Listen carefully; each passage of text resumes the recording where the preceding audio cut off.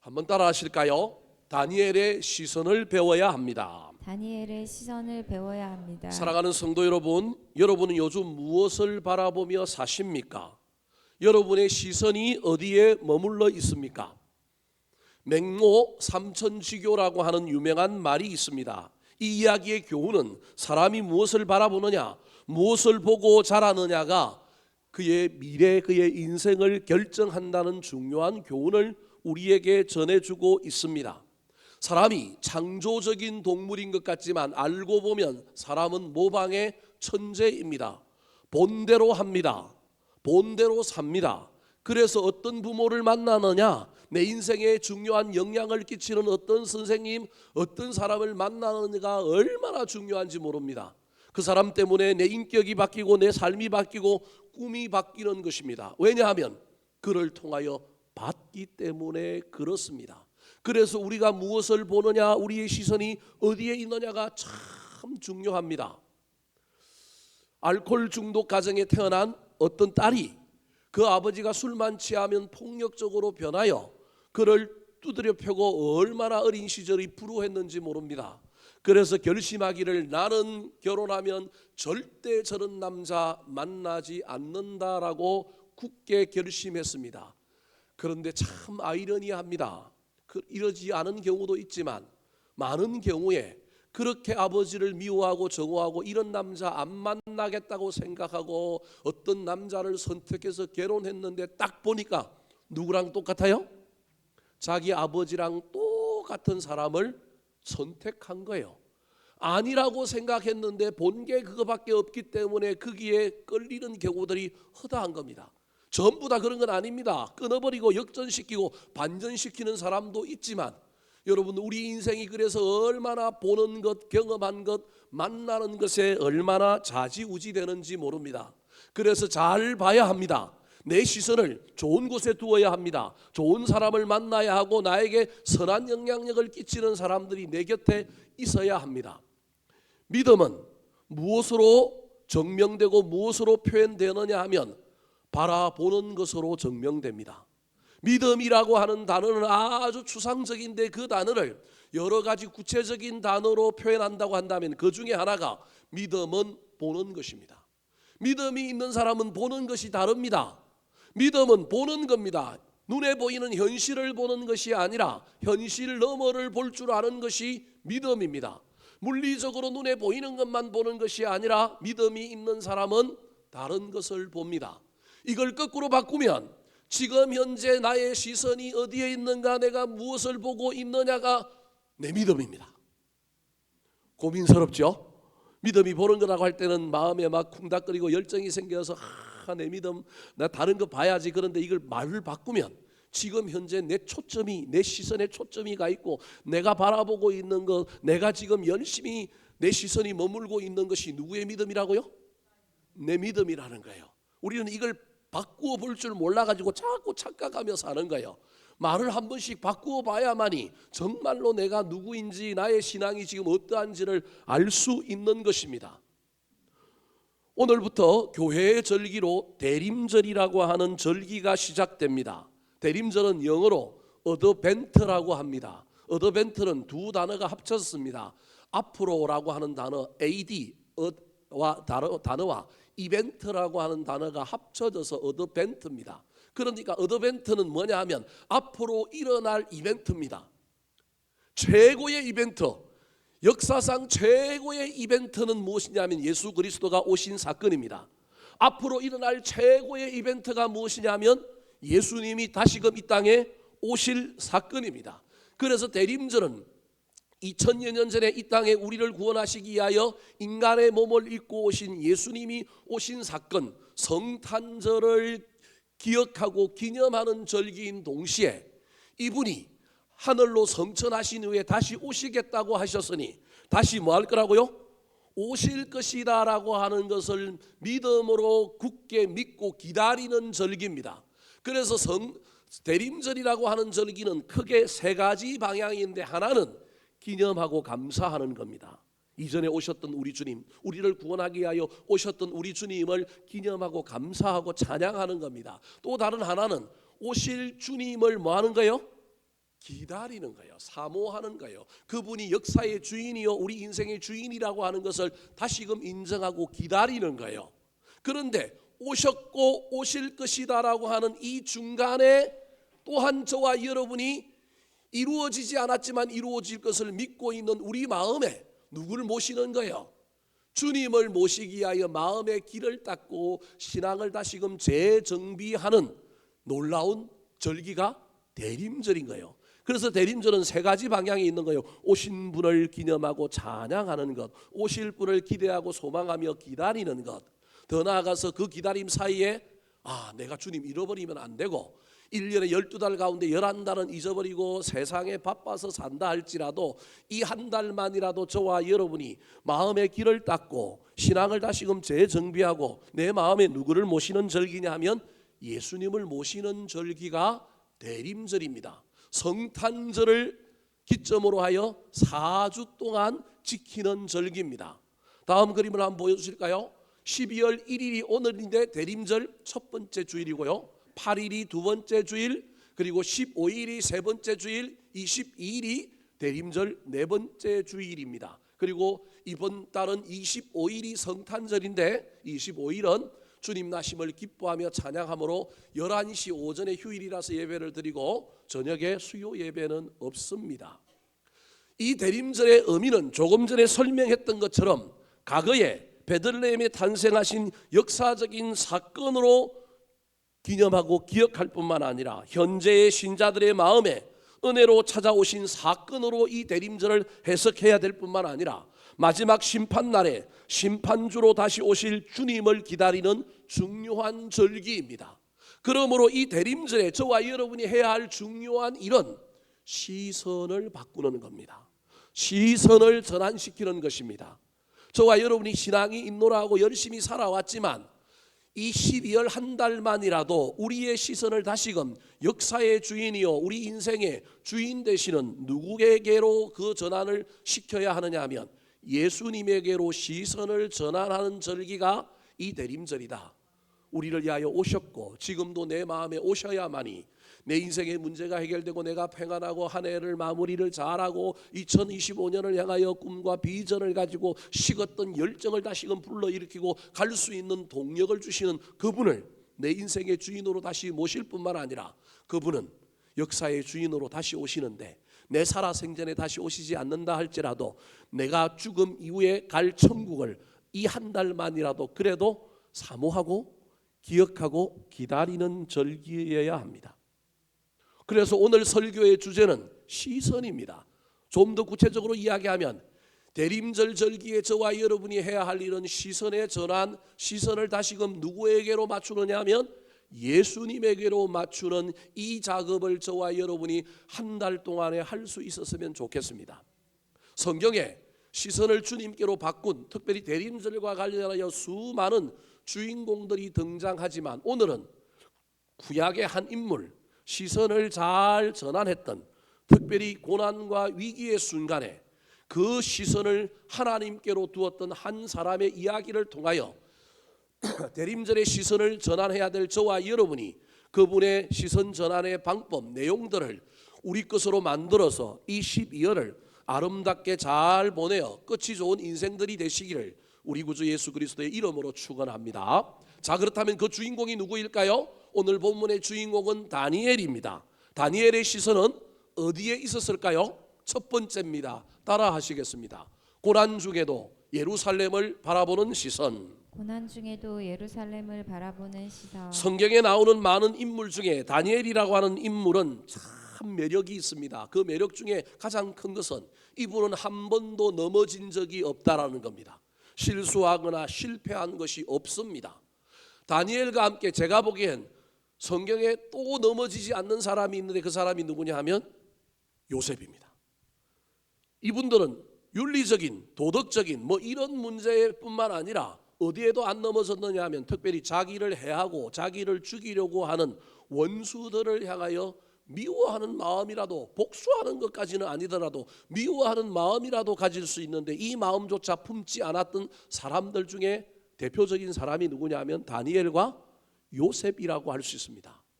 참 이분들 위대하고 대단한데 제 개인적으로는 야, 이렇게 흠이 없으면 우리가 닮아가기가 좀 어렵잖아요. 그래도 우리는 인간인지라 좀 흠이 있어야 좀 닮아갈 수 있지 않겠습니까? 그래서 다니엘과 요셉이 위대하기는 위대하고 설교할 때도 이분들 닮자고 저는 설교하기도 하지만 그래도 저는 누가 좋으냐 하면 아브라함이, 그래도 누가 좋으냐 하면 다윗이, 그래도 누가 좋으냐 하면 바울이 좋아요. 이 사람들은 다 한 번씩 뭐 한 경험이 있어요? 넘어진 경험들이 있잖아요. 근데 인간이 안 넘어질 수 있어요. 실수 안 하고 뭐 문제가 없을 수 있어요. 다 넘어졌지만 중요한 건 넘어진 것을 극복하고 더 어려스러워지고 더 새로워지는 이 이야기. 우리랑 성정이 비슷하고 우리랑 비슷하지 않습니까? 소망이 있지 않습니까? 그렇다고 다니엘과 요셉을 폄하하려고 하는 것은 아니고 다니엘과 요셉이 참 대단한 인물이다라고 하는 것을 강조하기 위하여 넘어지고 실수했던 사람들을 여러분에게 예를 들었습니다. 넘어지고 실수하면 일어나면 되고요. 할 수만 있다면 다니엘과 요셉처럼 넘어지지 않으려고 애를 써야 합니다. 이렇게 하나님 앞에서 열심히 살고 흠이 없고 멋지게 신앙생활했던 다니엘, 그러나 그의 개인사 또 그의 나라의 입장에서 보면 그는 불우한 사람이었습니다. 어린 시절에 바벨론이 남유다 왕국을 쳐들어와서 그 나라를 멸망시키고 귀족의 자녀들을 잡아갔는데 잡혀간 어린 나이에 잡혀간 사람 중에 한 사람이 누구였느냐 하면 다니엘이었습니다. 부모를 잃고 어린 시절에 타국에 가서 타 문화권에서 남의 나라에서 포로로 산 사람이 누구냐 하면 다니엘입니다. 그럼에도 불구하고 그는 거기서도 하나님 앞에 거룩하게 살려고 하나님 앞에 제대로 살려고 애를 썼습니다. 그랬더니 나이가 들어서 하나님께서는 그렇게 제대로 살려고 애를 썼던 다니엘을 높여주셨습니다. 느부갓네살이라고 하는 왕이 이 바벨론의 아주 가장 위대한 왕이었는데 영토를 너무 많이 정복하여 혼자 다스릴 수 없으니 그 밑에 3명의 총리를 두어서 땅을 나누어서 다스리게 했습니다. 오늘 본문 앞에 나오는 2절과 3절 말씀입니다. 시작. 또 그들 위에 총리 셋을 두었으니 다니엘이 그 중에 하나이라. 이는 고관들로 총리에게 자기의 직무를 보고하게 하여 왕의 손에 없게 하려 함이었더라. 다니엘은 마음이 민첩하여 총리들과 고관들 위에 뛰어나므로 왕이 그를 세워 전국을 다스리게 하고자 한지라. 3명의 총리 중에 다니엘은 군계 일학이었습니다. 마음이 민첩하고 뛰어나서 왕이 보니까 이 사람이 전체 책임자가 되어서 모든 나라를 다스리는 게 좋겠다. 그래서 3명의 총리 중에 수석으로 누구를 세웠느냐 하면 다니엘을 세웠습니다. 산이 높으면 골이 깊은 것처럼 누군가가 나서게 되면, 누군가가 뛰어나게 되면 실력으로 못 이기는 사람들은 참 야비하게도 째째하게도 뭘 쓰느냐 하면 술을 씁니다. 그래서 이 다니엘을 죽이려고 하는 이 두 총리들의 꾀가 발휘하여 이상한 법 하나를 만듭니다. 무슨 법을 만들었을까요? 7절입니다. 시작. 나라의 모든 총리와 지사와 총독과 법관과 관원이 민원하고 왕에게 한 법률을 세우며 한 금령을 정하실 것을 구하나이다. 왕이여, 그것은 곧 이제부터 30일 동안에 누구든지 왕의 어떤 신에게나 사람에게 무엇을 구하면 사자굴에 던져 넣기로 한 것이니이다. 한 법률, 한 금령, 뭐를 하면 안 된다라고 하는 법률을 정했는데 이 법률의 내용이 뭐냐 하면 30일 동안이라고 하는 한정된 기간에만 유효한 법률을 만들었습니다. 내용은 뭐냐 하면 어떤 신이나 어떤 사람에게 무엇이든지 구하면, 기도하면 이걸 금지하겠다라는 겁니다. 이 법은 누구를 향한 법이냐 하면 다니엘 한 사람을 쳐내기 위하여 2명의 총리들이 앞장서서 만들어낸 법입니다. 차별금지법이 인권을 존중하고 소수자들을 이해하는 법 같지만 사실은 이 법의 끝은 어디를 향하고 있느냐 하면 기독교를 향합니다. 교회를 향합니다. 그래서 이 법이 문제인 것입니다. 저 법이 내용으로 뭐가 나쁩니까? 왕을 높이는 것 같지 않습니까? 왕 외에 다른 사람, 그것도 1년 12달이 아니라 30일 동안 하면 사자굴에 넣겠다라는 겁니다. 그러니까 법은 문제가 없어 보이는데 알고 보니 이 법은 누구를 향한 법이냐 하면 다니엘을 향한 법입니다. 다니엘은 30일 동안 타협하지 않는 사람, 30일 동안 그는 그의 하나님께 기도할 사람이다. 저 다니엘을 없애려고 하면 이 법을 만들어야 되겠다. 그리고 왕에게는 이 법을 만들고 난 다음에 왕도 이 법에 어떤 특별한 조치를 못하도록 왕의 도장을 찍어서 왕도 권한을 행사하여 어떻게 하지 못하는 법을 만들었습니다. 여러분, 이 법이 통과되었을 때 다니엘은 몰랐을까요? 알았을까요? 모를 수가 없습니다. 자기가 수석 총리인데 지금 어떤 법이 만들어지는지를 어떻게 몰랐겠습니까? 우리 같으면 나서서 막아야 하지 않겠습니까? 이 법이 자기를 향한 법이요, 이 법에 의하면 자기는 죽을지도 모르는 위기가 그의 앞에 닥친 겁니다. 위기가 닥치면 어떻게 해야 될까요? 위기를 모면하기 위하여 타협하기도 하고 중단하기도 하고 그래야 되지 않겠습니까? 그럼에도 불구하고 다니엘은 알고도 여전히 그가 하고자 했던 행동, 하나님을 향한 시선을 거두지 않았습니다. 10절 말씀 같이 한번 읽어볼까요? 시작. 다니엘이 이 조서에 왕의 도장이 찍힌 것을 알고도 자기 집에 돌아가서는 윗방에 올라가 예루살렘으로 향한 창문을 열고 전에 하던 대로 하루 3번씩 무릎을 꿇고 기도하며 그의 하나님께 감사하였더라. 도장이 찍힌 것을 뭐하고도? 알고도 그는 하나님을 향한 시선을 거둘 수가 없었습니다. 이것이 그의 인생의 중요한 일인 줄 알았기 때문에 그 행동을 하면 그는 사자굴에 던져진다라는 것을 알면서도 예루살렘을 향한 창문을 열고 그의 시선이 창문을 넘어서 이국 만리에서 저 유대 땅에 있는 예루살렘 성전이 있던 자리를 바라보고 있는 겁니다. 시선이 바벨론에 있지만 이스라엘 땅에 있는 성전을 향하여 그는 그 시선을 고정하고 있는 것입니다. 사랑하는 성도 여러분, 대림절이 시작된 12월 첫째 주일 첫째 날에 다시 한번 저와 여러분의 시선이 어디 있는지 살펴봤으면 좋겠습니다. 이국 만리에 있었던 다니엘은 예루살렘에 그의 시선이 있었습니다. 예루살렘은 상징입니다. 하나님이요, 예배요, 교회요, 그가 하나님만을 바라보고 있다라고 하는 상징이 오늘 본문에는 예루살렘으로 나왔습니다. 이 12월 한 달에 저와 여러분의 시선이 어디에 가 있는지 살펴보고 시선을 다시금 예루살렘으로 전환했으면 좋겠습니다. 예배를 향하여, 교회를 향하여, 기도를 향하여 저와 여러분의 시선의 전환이 일어났으면 좋겠습니다. 12월 1년 12개월 동안 우리가 우리 마음대로 내 중심적으로 살았다 할지라도 한 해를 마무리하는 이때만이라도 우리의 시선을 교회에 두시고 우리의 시선을 예배에 두시고 우리의 시선을 하나님께 두는 저와 여러분이 되었으면 좋겠습니다.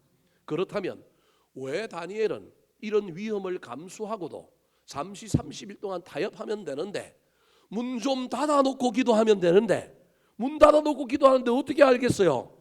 그러면 되는데 왜 타협하지 않고 여전히 그의 시선은 예루살렘을 향했을까요? 이유는 간단합니다. 하나님의 약속의 말씀 때문에 그랬습니다.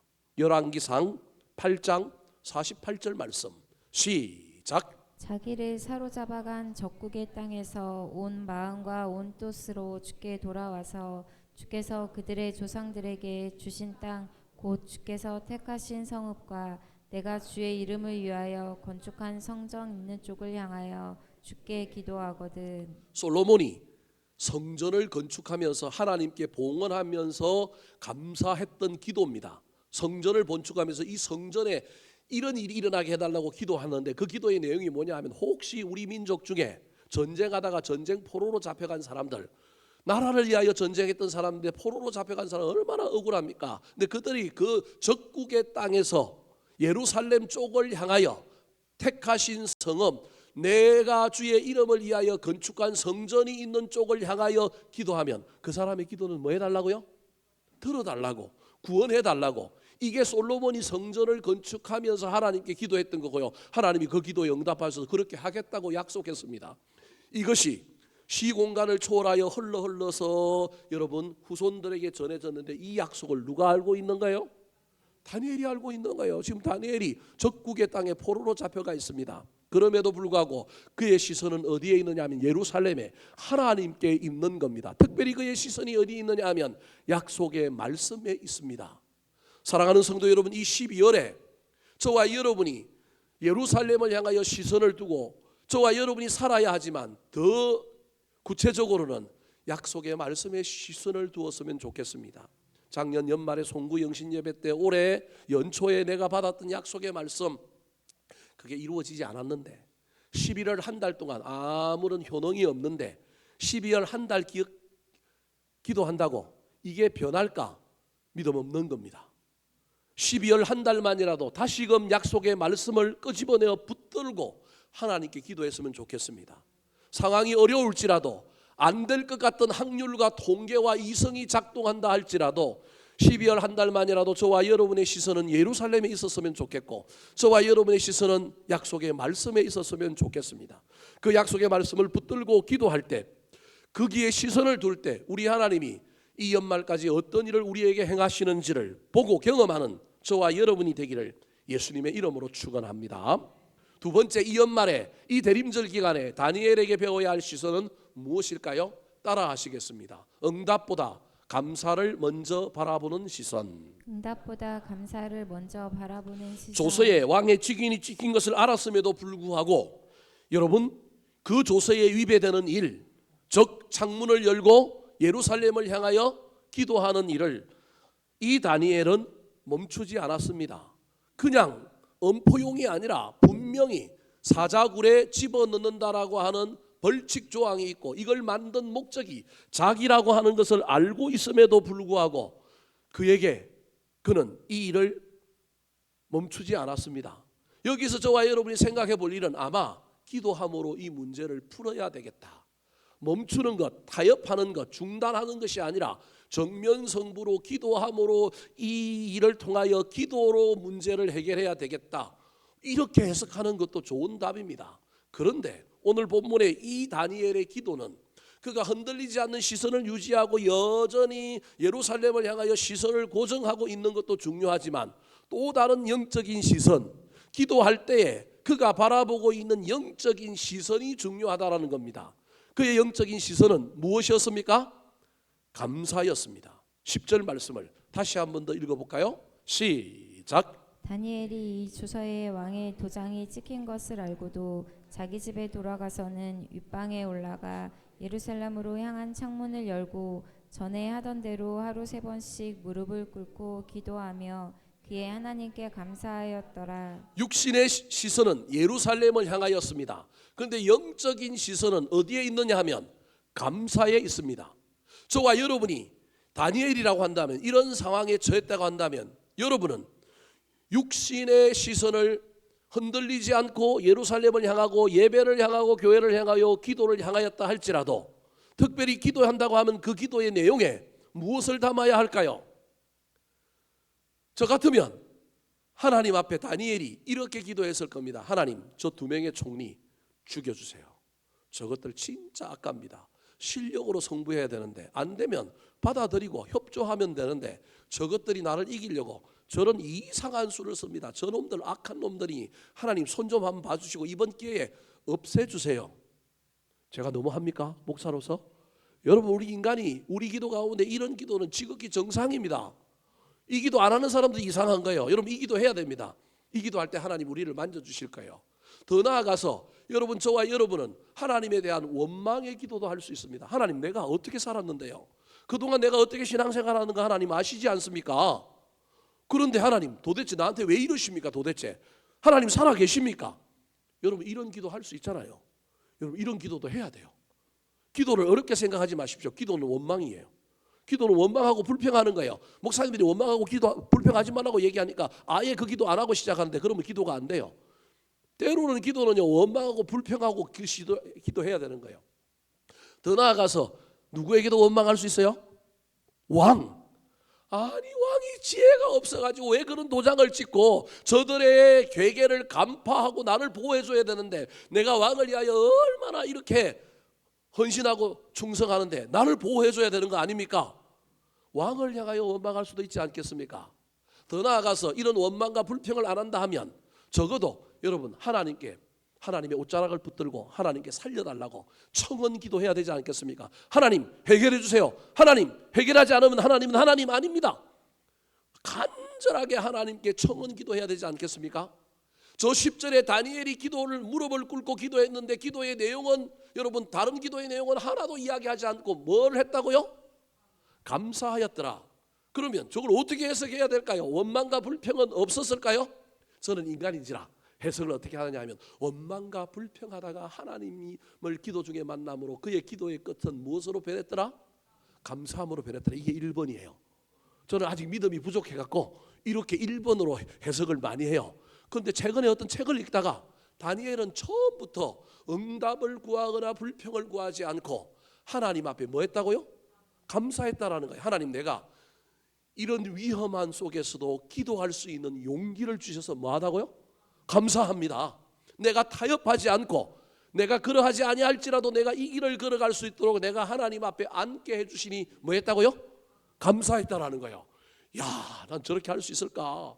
내가 저렇게 목사님 교인들에게 2번을 설교해야 되는데 2번은 설교하기가 힘들어서 저는 오늘 1번 설교하는 거예요. 여러분 하나님 앞에 원망하고 불평하고 하나님께 살려달라고 하다가도 여러분 우리의 기도에 영적인 시선이 바뀌어서 뭐가 보여야 된다고요? 감사가 보여야 됩니다. 왜 그럴까요? 여러분 나중에 이 사건은 해피엔딩으로 끝나서 여러분 다니엘은 사자굴에서 죽지 않고 살아납니다. 왜 살아났을까요? 다니엘은 무슨 기도했다고요? 감사는 무엇을 심는 씨앗이라고요? 기적을 심는 씨앗인 거예요. 사자굴에 갇혔는데 던져졌는데 죽지 않고 살아난 기적은 여러분 하나님께 기도했기 때문에 그러지만 구체적으로 그 기도 내용 가운데 무엇이 있었다고요? 감사가 만든 기적이라는 거예요.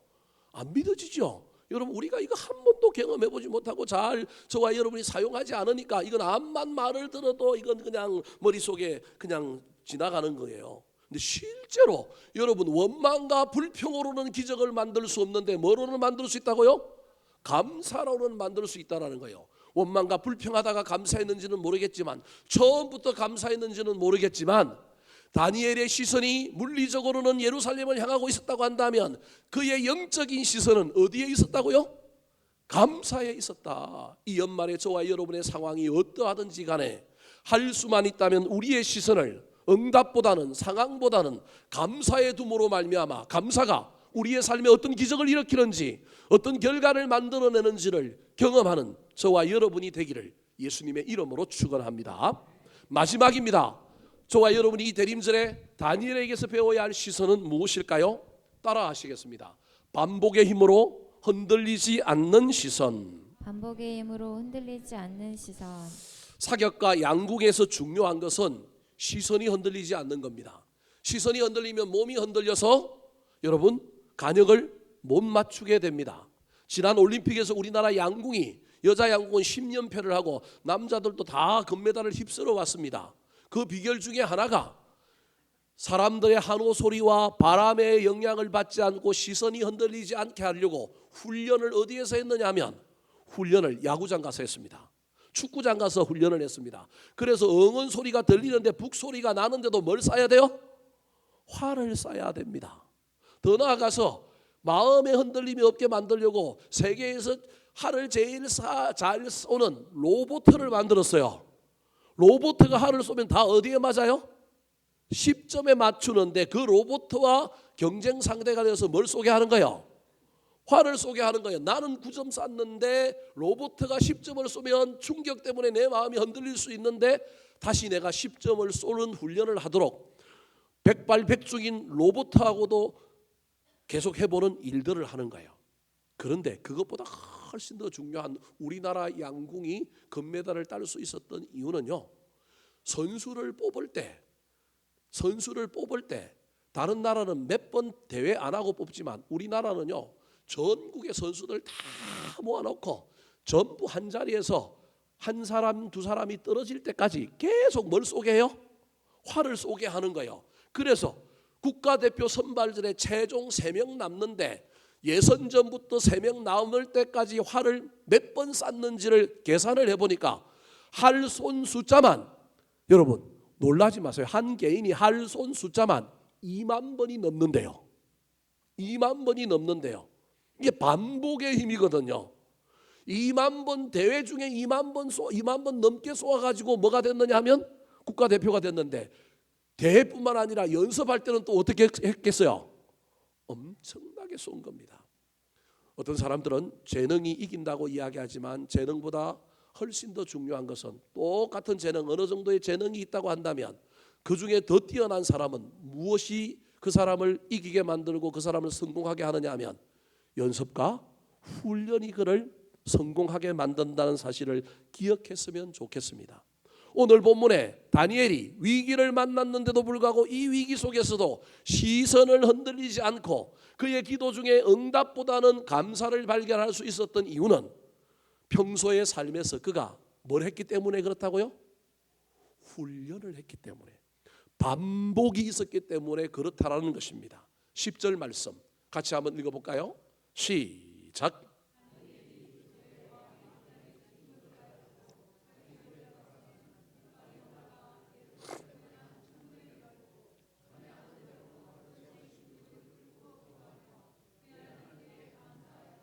저기서 중요한 단어가 무슨 단어냐면 전에 하던 대로입니다.